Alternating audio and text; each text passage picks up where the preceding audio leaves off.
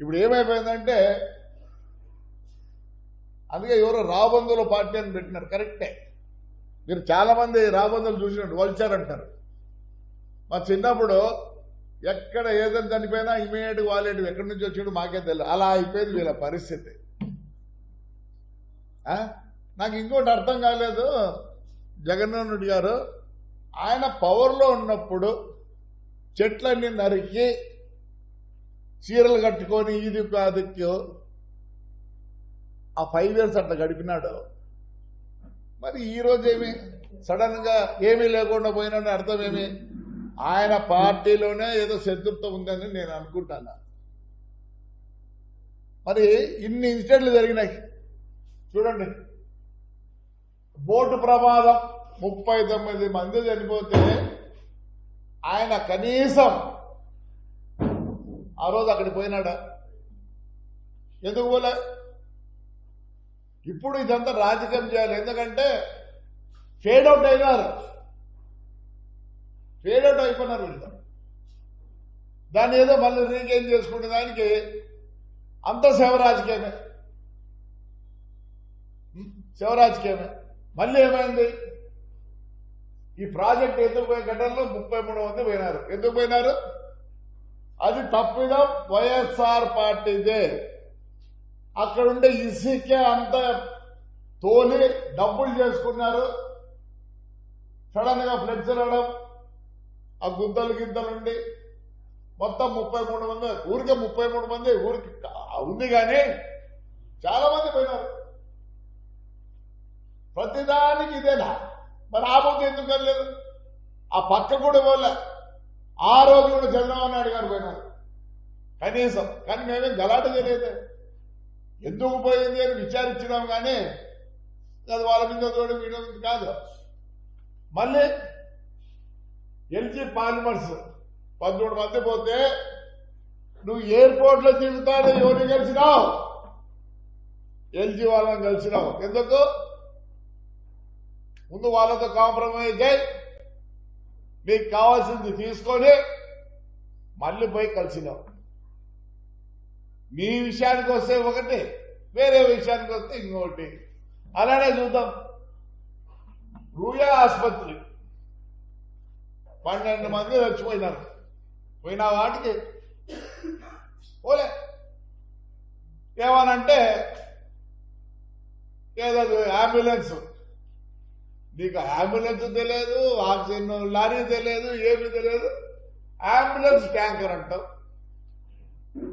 నీకు మరి ఏం చదువుకున్నావో ఏమో మాకు తెలియదు కానీ మేమందరం నువ్వు చదువుకునే స్కూల్లో చదువుకున్నాం. ఎంత చెడ్డ పేరు తెచ్చినామంటే ఆ స్కూల్కి. నీకు అంబులెన్స్ తెలియదు, ట్యాంకరు తెలియదు. అంబులెన్స్ ట్యాంకర్ అది, ఆక్సిజన్ ట్యాంకర్. మరి ఆ పొద్దు ఏదో అయింది, మరి దానికి ఆ పొద్దు జవాబు సరిగ్గా లేదా? ఈ పొద్దు ఏదో ఇన్సిడెంట్ అయిందని ఇంతగా అరుస్తున్నారు. ఇంకా మాది 17లో యాక్సిడెంట్ అయింది. 2 డ్రైవర్లు చచ్చిపోతే ఆయన రోజమ్మ ఈయన పోయి ఏమడుగుతున్నాడో తెలుసా? ఆయన ఫోరెన్సిక్ రిపోర్ట్ ఇవ్వాలి. ఫోరెన్సిక్ రిపోర్ట్ అసలు మీకు తెలుసో తెలియదు. ఒకప్పుడు ఫోరెన్సిక్ ఇక్కడ లేదు, తిరుపతిలోనే ఉండే. మొత్తం రాయలసీమ తిరుపతిలో ఉండే. అది పోయేదానికి గంటలు పడుతుంది, టెస్ట్ చేసేదానికి 10 రోజులు పడుతుంది. ఈయన తగ్గు వేసుకుంటాడు. కలెక్టర్ తిడతాడు, ఎస్పీ తిడతాడు. అంతా విజువలైజ్ ఉంది, చూపిస్తాను నీకు, విజువల్లో చూపిస్తాను. నీకు భాష రాదు, ఏమీ తెలియదు, అందరి మీద నిందలేసేది ఒకటి తెలుసు. నువ్వు ఫెయిల్ అవుతున్నావు. ఇలాంటివన్నీ టేకప్ చేసినావు. మళ్ళీ కానీ అదే మా బస్సు యాక్సిడెంట్ అయిన పక్క రోజు నువ్వు రోజమ్మ ఆడికొచ్చి ఎంత గలాట చేసినారు ఆ కృష్ణా డిస్టిక్ లో. కలెక్టర్ని తిరిగితే, ఎస్పీని తిరిగితే, మళ్ళీ ఏమంటావు? నేను పవర్ లేక వస్తే నేను సెంట్రల్ జైలు పంపిస్తాడంట. ఎంక్వైరీ కాదు, ఎంక్వైరీ చేయాలి. ఆయన ఏం తప్పాయా? తప్పంటే మాది ఉండాల. ఎస్పీని కలెక్టర్ దబాయిస్తాం. Everything I show you the visualise. ఏం పని లేదు, బాట లేదు. మాది ఫిబ్రవరి 20 జరిగితే మార్చి 1వ తేదీ 78 మంది స్టూడెంట్స్ టూర్కి వచ్చి యాక్సిడెంట్ అయింది ఒంగోలు బస్సు. మరి ఆ పొద్దు రాలేదు. చెప్తేనే యు ఆర్ ఫేడింగ్ అవుట్. ఆ ఫేడ్ అవుట్ అవుతాను కాబట్టి నువ్వు మళ్ళీ ప్రజల్లోకి రావాలనుకుంటున్నావు. అదేం అసంభవం. ఇంకా మా దేవాదాయ మినిస్టర్ ఆనంద్ గురించి మాట్లాడతారు. ఓ రోజక్క, ఒక సామెత ఉంది తెలుగులో, 7 తరాలు అటు 7 తరాలు ఇటు చూడమని. మేమందరం 7 తరాల వాళ్ళం. ఓవర్ నైట్ మేము పాలిటీషియన్స్ కాదు, ఓవర్ నైట్ రిచ్ కాదు. ఏసీ సుబ్బారెడ్డి గారి పేరు విన్నావా రోజక్క? విన్నావా? 1932లోనే ఆయన పాలిటిక్స్ లో దిగి కోఆపరేటివ్ ప్రెసిడెంట్, 60లో మినిస్టర్. ఆయన ఎవరు పడితే వాళ్ళు మాట్లాడింది నీకు ఖర్చు చెప్పాలనా? నువ్వు టోకన్ నమ్ముకొని కదా బెంచ్ కారు తెచ్చుకోనిందా? పోయినప్పుడల్లా 100 మంది. ఎట్లొచ్చింది నీకు బెంచ్ కారు? మొత్తం టోకన్ నమ్ముకొనే కాదా? చెప్పు. కాంట్రవర్షియల్ కాలేదు నువ్వు? పోయినప్పుడల్లా 100 మంది. ఎట్లొచ్చింది కారా? నీ కథ చెప్పాలంటే చాలా ఉంది. దయచేసి బౌన్స్ కేసులు అనంతపురంలోనే, ఏడా కాదు ఈ కోర్టులోనే. ఎందుకు మార్కో? చంద్రబాబు నాయుడు పుణ్యాన్ని నువ్వు రాజకీయంలోకి వచ్చినావు. నీ నోరుందని ఇష్టం మాట్లాడతావా? తప్పంతా మాది, మా చంద్రబాబు నాయుడుది. ఏమన్నా గాలికి వదిలిపెట్టినారు వాళ్ళని. మేము 5 ఏళ్ళు ఎంత అవస్థపడ్డాం. ఈరోజు కార్యకర్తలు చాలా బాధపడుతున్నారు. డబ్బులు కావాలని కాదు, ఇంకోటి కాదు. ఏమీ లేకుండా జైల్లో చూపించినారు. అందరినీ జైలుకి పెట్టినారు. భూములు ఆక్రమించినారు. చంద్రబాబు నాయుడు గారు, దయచేసి నేను కోరుతాను, ఒక చూపు కార్యకర్తల మీద పెట్టండి. చాలా కష్టపడుతున్నారు. మీరు అభివృద్ధి అంటారు, మేమే వద్దలే. దాని గురించి ఆలోచించాల్సిన పనిలే. ప్రజలకు అందరికీ తెలుసు. కానీ ఆ కార్యకర్తల మీద కూడా దయచేసి పెట్టండి. ఎంత ఘోరంగా ఉందంటే, వాళ్ళు మిమ్మల్ని డబ్బులు అడగడం లేదు, డబ్బులు చేసుకోవడం లేదు, ఏమీ లేదు. 5 ఏళ్ళు కష్టపడ్డారు. కార్యకర్తల కోసం ఒకటి ఏదైనా పెట్టండి. వాళ్ళ కష్టాలు, జైల్లోకి పోయి వచ్చి అన్ని పోగొట్టుకొని అన్నీ ఉన్నారు. నేను రిక్వెస్ట్ చేస్తాను, మీ మంచితనం పనికిరాదేమో సార్, దయచేసి మళ్ళీ చెప్తాను. నేనేమనంటే మీకు అందరికి బాధ. నేను ఎందుకంటే డౌన్ టు అర్త్ లో ఉన్నా కాబట్టి రోజు ఏం జరుగుతుందో ఏమో చూస్తున్నాం. అతను ఆ పోలీస్ ఎక్కడ పోయింది సార్?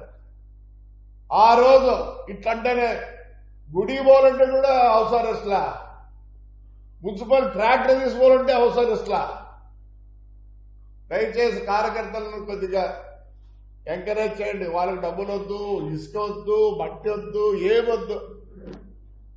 వాళ్ళు పడిన బాధలకి రోంత మనం చూపించాలి సార్.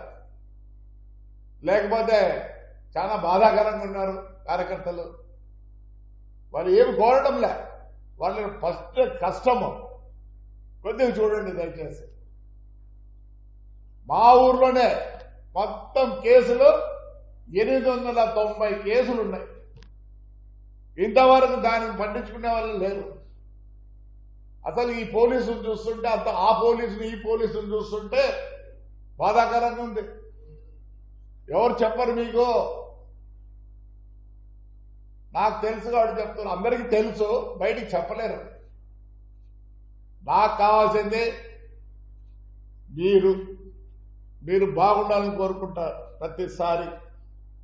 నాకు ఆ పదవి వద్దు, ఏమి వద్దు, నేను ఇట్లే ఉంటాను, పార్టీ కోసం పనిచేస్తా. దయచేసి కార్యకర్తలని దానికి ఏదైనా ఒక వింగ్ మాదిరి పెట్టి వాళ్ళ బాధలను తీరవండి. ఎవరు డబ్బులు కావాలని కోరుకోవడం లేదు. చాలా కష్టపడ్డాం, బయటికి రాలేని పరిస్థితులు మాకున్నాయి. మీరు ఇవన్నీ తీర్చాల్సి వస్తుంది. రోజమ్మా, ఏం ఆనవాళ్ళు చాలా తక్కువ వేసుకుంటాను నువ్వు. 30 నుంచే వాళ్ళు రాజకీయంలో ఉన్నారు. నన్ను అడిగితే కొన్ని ఫ్యామిలీస్ ఉన్నాయి, పాత ఫ్యామిలీస్. వాళ్ళలో వీళ్ళు ఒకరు. నెల్లూరులో మున్సిపల్ చైర్మన్ కూడా వాళ్ళే, బిఫోర్ ఇండిపెండెన్స్. ఎవరి గురించి వాళ్ళ గురించి మాట్లాడద్దు.